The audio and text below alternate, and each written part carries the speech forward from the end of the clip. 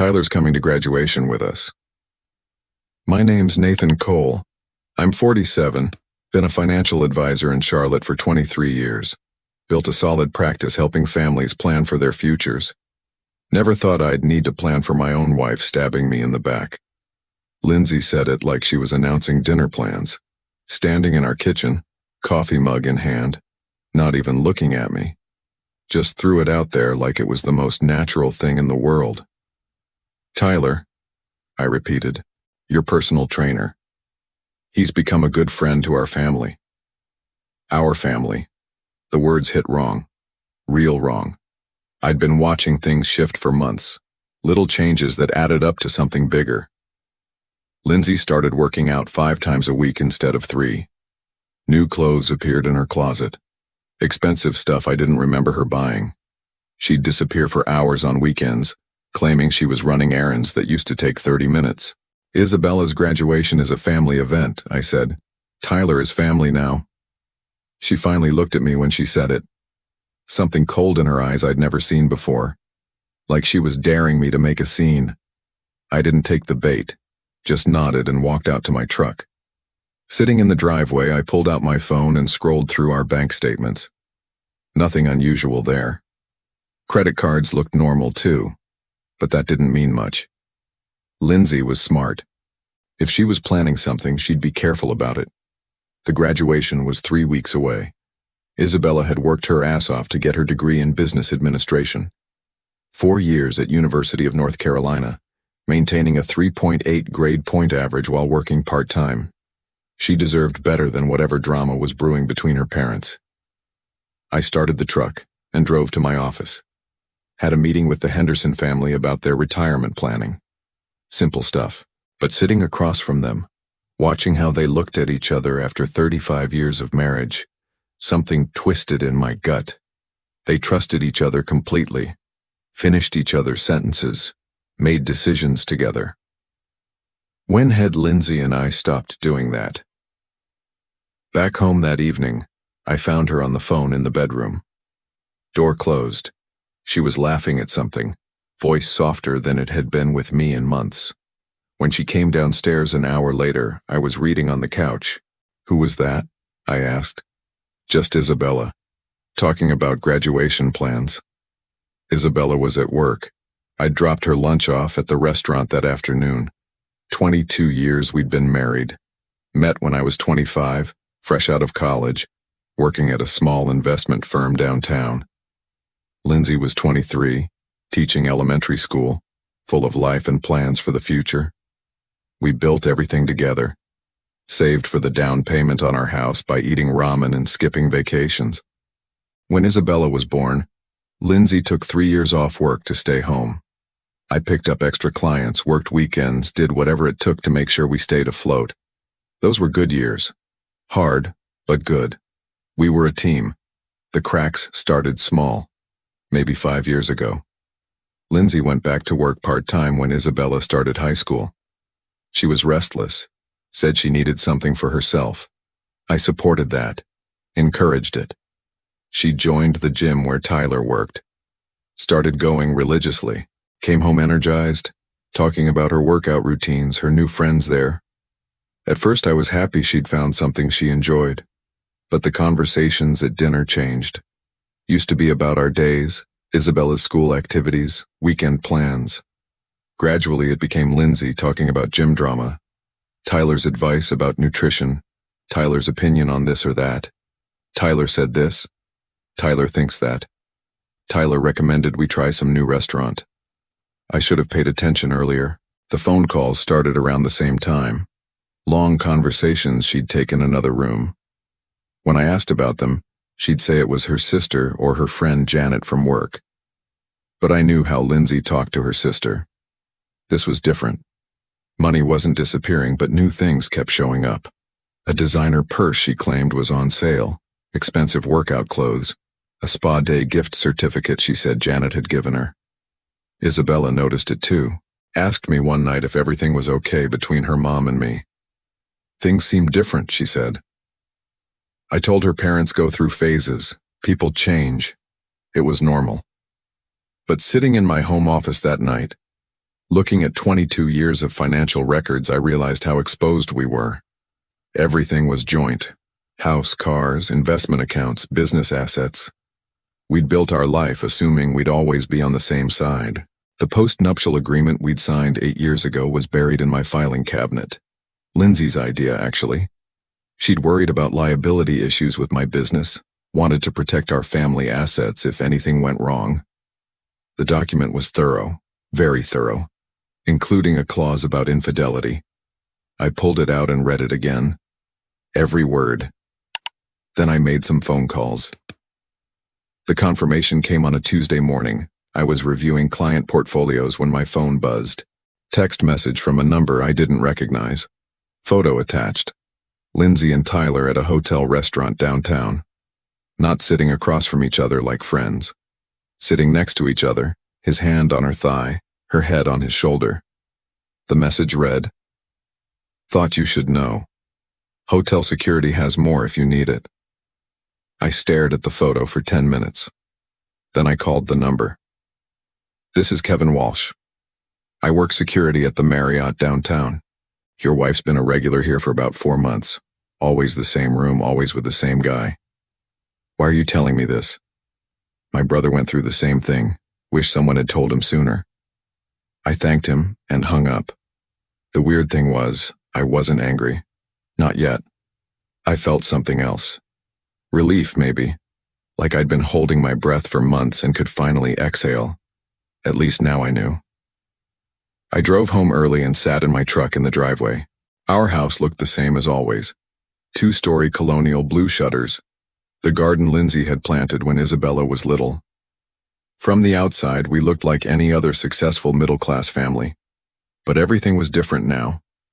Isabella's car wasn't there. She was at her part-time job at the coffee shop near campus. Lindsay's car was gone too. Probably at the gym, or the hotel. I went inside and made myself a sandwich. Sat at the kitchen table where we'd eaten thousands of meals together. Made thousands of decisions. Planned our daughter's future. The graduation invitation was stuck to the refrigerator with a magnet shaped like a mortar board. Isabella had been so proud when she handed it to us. First person in either of our families to graduate college.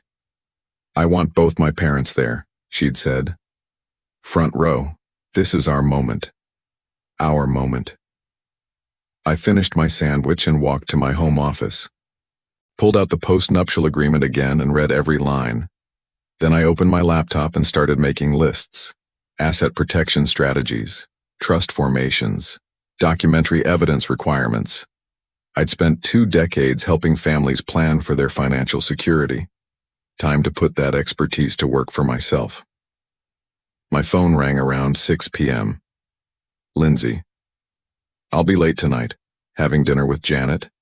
Girl talk about the graduation." "Sounds good," I said. "Take your time."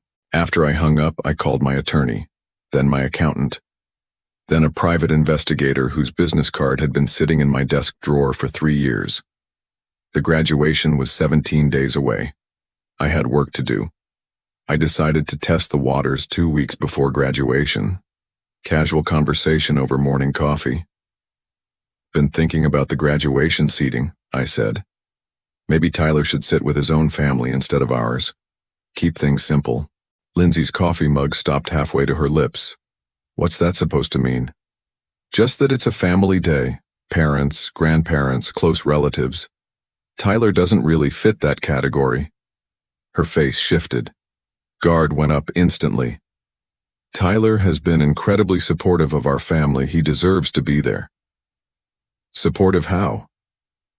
Wrong question. I knew it the second I asked it, but I wanted to see her reaction. She set down her mug and looked at me like I was being unreasonable. "He's been a good friend during a difficult time." "What difficult time?" "This." She gestured between us. "Us. The way things have been lately." So now it was my fault. The distance, the secrets, the late nights. I was the problem. "I haven't noticed any particular difficulties," I said. "That's exactly the problem, Nathan. You don't notice anything anymore." She stood up and started clearing the table with sharp, angry movements. You're always working, always focused on your clients and their problems. When's the last time you asked how I'm doing? Really asked?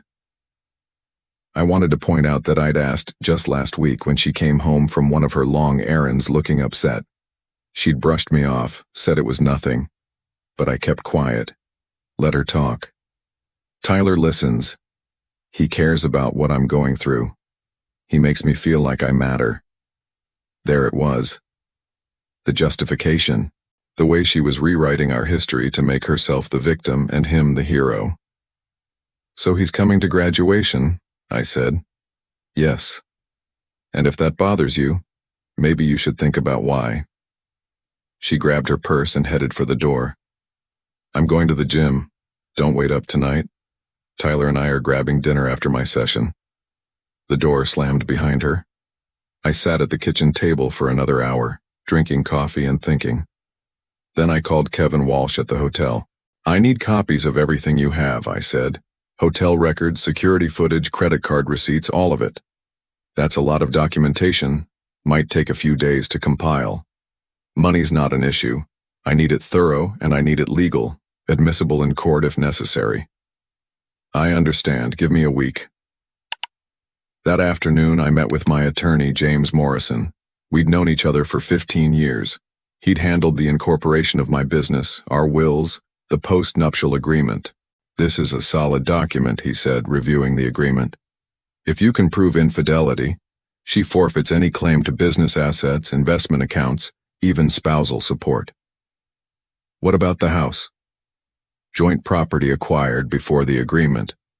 She'd be entitled to half, but you could force a sale. And if I moved assets before filing? He looked at me carefully. Depends on how you moved them and when. Asset hiding is illegal. Asset protection is not. Explain the difference. Asset protection involves legal structures put in place for legitimate purposes. Trusts, business entities, retirement accounts. As long as they're established and funded for valid reasons, they're protected. I nodded.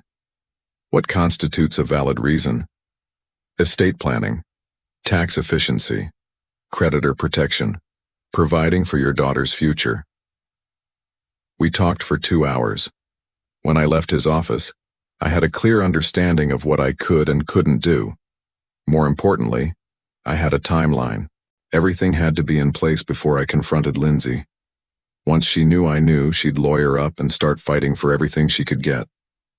But if the assets were already protected, already moved into legitimate structures, there'd be nothing left to fight over. That evening, I called Isabella. How's school going? Everything ready for graduation? Almost done with finals. I'm so excited, Dad. This feels like the beginning of everything. I'm proud of you, sweetheart. Really proud. Will you and Mom be okay? At graduation, I mean. Things seem tense lately.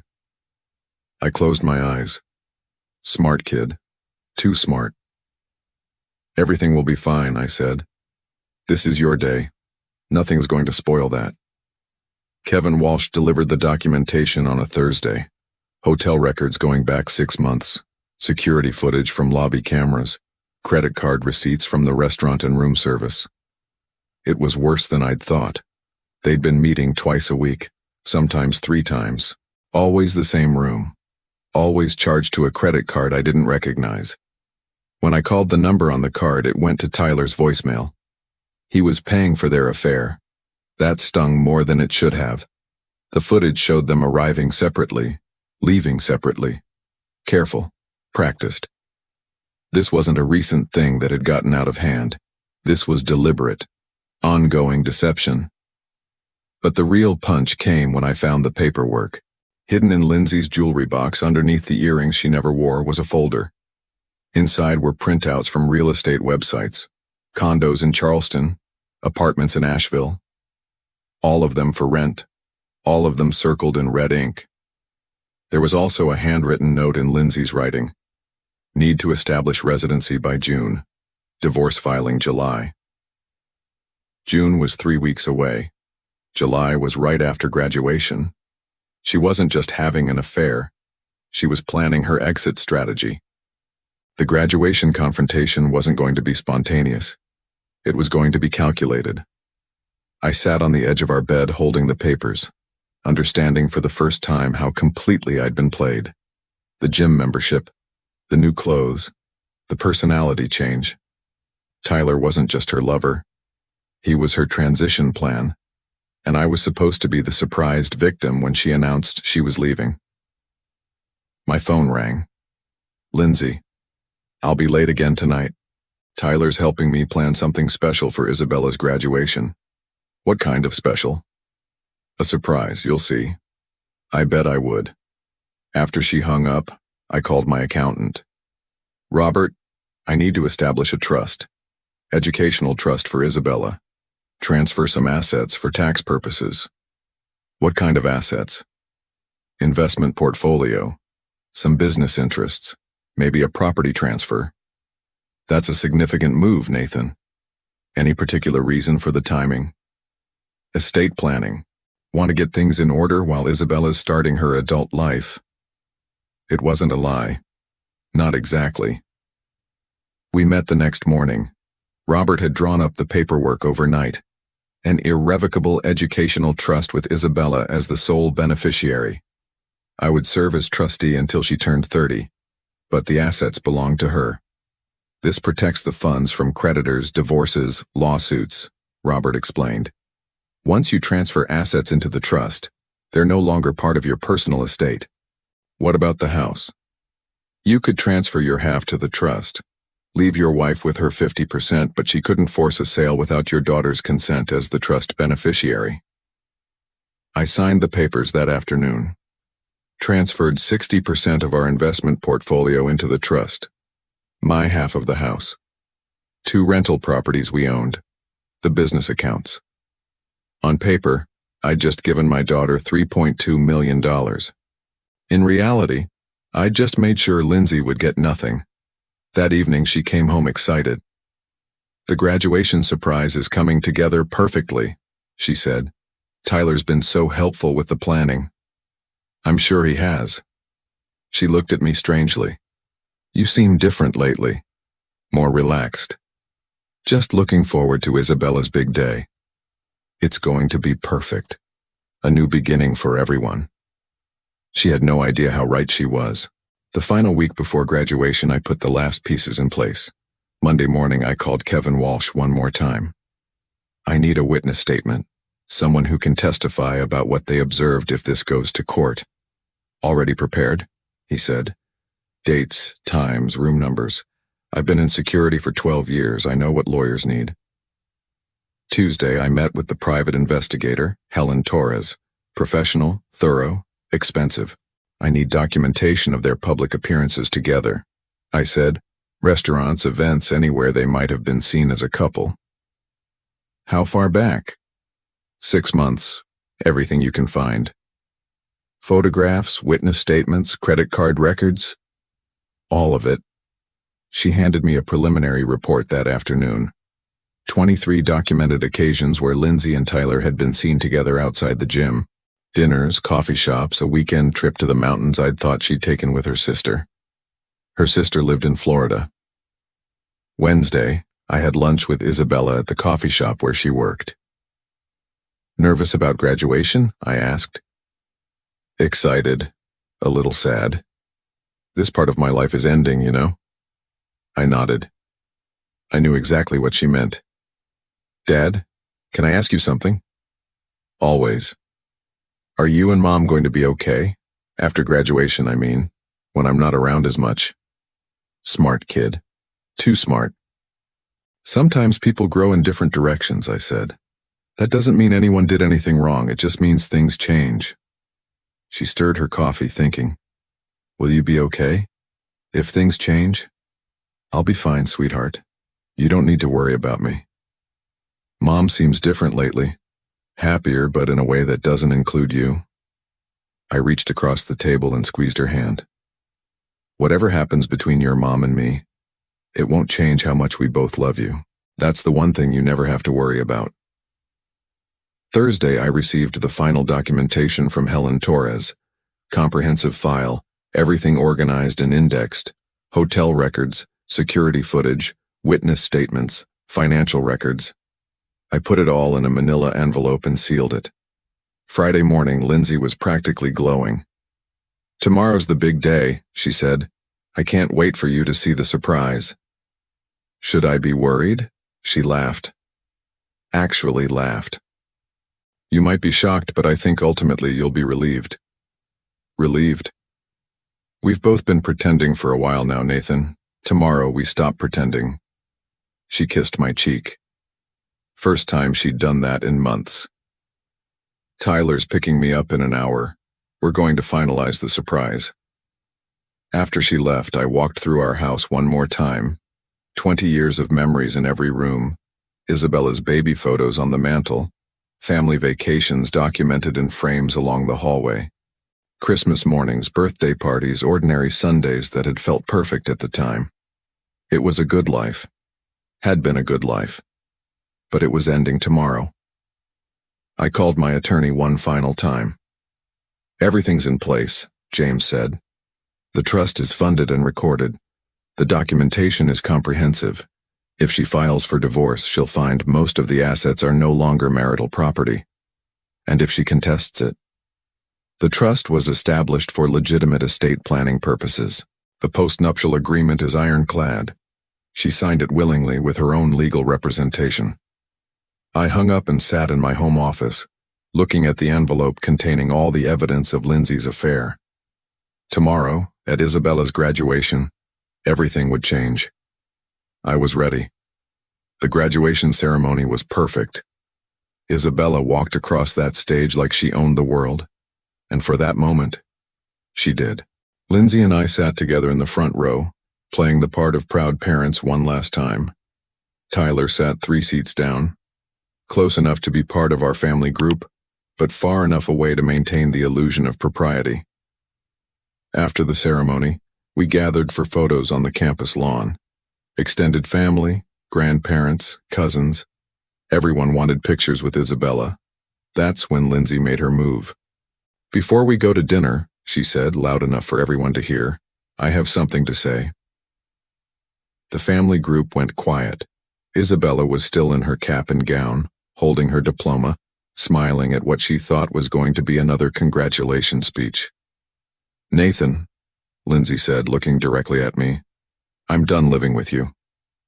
The words hung in the air like smoke. Nobody moved. "I've finally found someone who makes me happy." She gestured toward Tyler, who stood up and moved closer to her. Isabella's face went white. "Mom, what are you doing?" Lindsay ignored her. "I know this is difficult, but I can't pretend anymore. Tyler and I are together now. We're starting a new life." My mother started to say something, but I held up my hand. The entire family was staring, waiting for me to explode, to yell, to make a scene. Instead, I smiled. "Thanks for being real," I said. I reached into my jacket and pulled out the manila envelope. "Since we're not pretending anymore, I have something for you too." I handed her the envelope. "Open it." She looked confused but took it. Probably expected divorce papers or some angry letter. She opened the envelope and pulled out the contents. The hotel receipts came first, then the security photos, then the post-nuptial agreement with the infidelity clause highlighted in yellow. Her face changed as she read. Confusion turned to understanding. Understanding turned to panic. "What is this?" "Documentation," I said calmly. "Hotel records, witness statements, financial transfers, everything you've been doing for the past 6 months." She flipped through the papers, her hands shaking. "The last page is particularly interesting," I added. "Asset transfer documents. Turns out, when you were planning your surprise, I was planning mine." She found the trust documentation, read it twice. "You can't do this." "Already did. Everything's in Isabella's name now, the investments, the rental properties, my half of the house. It's all protected." Tyler stepped forward. "What does this mean?" I looked at him for the first time that day. It means the woman you're starting a new life with just lost access to $3.2 million. Lindsay consulted 3 different attorneys over the next 2 weeks. They all told her the same thing. The post-nuptial agreement was valid, the asset transfers were legal, and she had no grounds for contesting either. She kept the house, her car, and her teacher's pension. Tyler disappeared the day after her first attorney meeting. Isabella and I had dinner the following month at her favorite restaurant. "Are you angry at Mom?" she asked. "No," I said, and meant it. "Disappointed, but not angry." "Are you angry at yourself?" That was a harder question. "Maybe. For not seeing it sooner. For letting it go on as long as it did." "Do you think you'll date again?" "Someday. When I'm ready." She reached across the table and squeezed my hand. "I'm proud of you, Dad. For how you handled everything. You could have made it ugly. Your graduation day belonged to you, not to our problems. Still, you kept your dignity. That matters." 6 months later, I moved into a smaller house across town, kept my business, my clients, my routine. Lindsay moved to Charleston with a different personal trainer she met at a yoga studio. Isabella started graduate school in the fall. The trust fund I'd established paid for everything and would continue to provide for her long after I was gone. Sometimes I'd drive past our old house.